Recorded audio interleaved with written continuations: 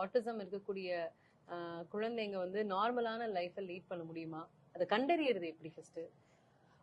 Autism வந்து நம்ம நேராக ஒரு லேப்ல போயோ டெஸ்ட் பிளட் டெஸ்ட்டோ அதெல்லாம் கொடுத்து வந்து நம்மளால வந்து ஆட்டிசமை வந்து கண்டறிய முடியாது. அந்த குழந்தைங்களை கூட இருக்கிற அந்த பேரண்ட்ஸோ அவங்க ரிலேட்டிவ்ஸோ அந்த குழந்தையோட பிஹேவியரை பார்க்கணும்.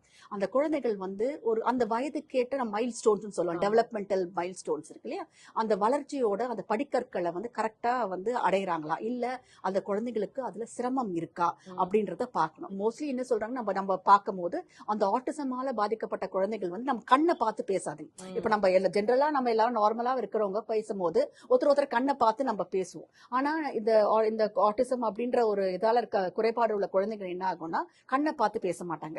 நம்ம கூப்பிட்டாலும் அவங்க அழைச்சி இந்த பேர் சொல்லி நம்ம அழைச்சாலும் அந்த குழந்தைங்க வந்து ரெஸ்பாண்ட் பண்ண மாட்டாங்க. ஸோ அந்த குழந்தைகிட்ட அந்த மாதிரி ஒரு பிஹேவியரை பார்க்கும்போது அது ஆட்டிசம்னு ஒரு சஸ்பெக்ட் பண்ணிட்டு நம்ம என்ன பண்ணலாம், இதுக்கு இம்மீடியட்டா நம்மளுடைய தமிழ்நாடு கவர்மெண்ட்ல மெடிக்கல் காலேஜஸ் இருக்கு. மெடிக்கல் காலேஜ்ல எல்லாத்துலயும் வந்து ஏர்லி இன்டர்வென்ஷன் சென்டர்ஸ், டிஇஐசின்னு சொல்றோம், அந்த ஏர்லி இன்டர்வென்ஷன் சென்டர்ஸ்ல இல்ல டிஸ்ட்ரிக்ட் ஹெட் குவார்ட்டர்ஸ் ஹாஸ்பிட்டல்ல இந்த மாதிரி ஏர்லி இன்டர்வென்ஷன் சென்டர்ஸ் இருக்கு. அங்க நம்ம குழந்தைங்களை கொண்டு போய் அந்த மருத்துவர்கள்கிட்ட காட்டும் போது அவங்க அதை வந்து பார்த்துட்டு அது ஆட்டிசமா இல்லையா அப்படிங்கறத அவங்க சொல்லுவாங்க.